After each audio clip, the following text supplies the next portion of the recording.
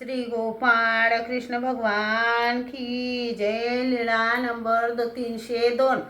वाकीला मठात काही दिवस मुक्काम. चोरांच्या वाईट बुद्धींची निवृत्ती. आष्टीहून सर्वज्ञ शिराड्याला आले. एका दिवसाच्या मुक्कामानंतर वाकीला आले.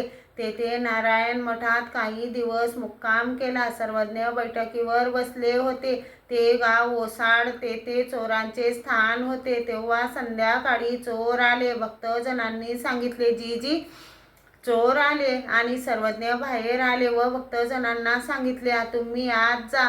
सर्वज्ञ तेथेच उभे राहिले. तेवढ्यात चोर जवळ आले. सर्वज्ञांना दंडोते केले आणि विचारू लागले, हे काय जी? सर्वज्ञ येते कसे? हे तर चोरांचे स्थान. सर्वज्ञांनी सांगितले, भीती बाळगायचे तसे आमच्याजवळ काही नाही. 1-2 कपडे आहेत, ते तुम्ही घ्या. आम्हाला अजून कोणी देईल? त्यांनी सांगितले, हे काय जी? ती आपली वस्त्रे आपल्यासाठीच असू द्या. हे अरण्य म्हणून आपणास सांगितले. मग ते निघून गेले. श्री गोपाळ कृष्ण भगवान की जय.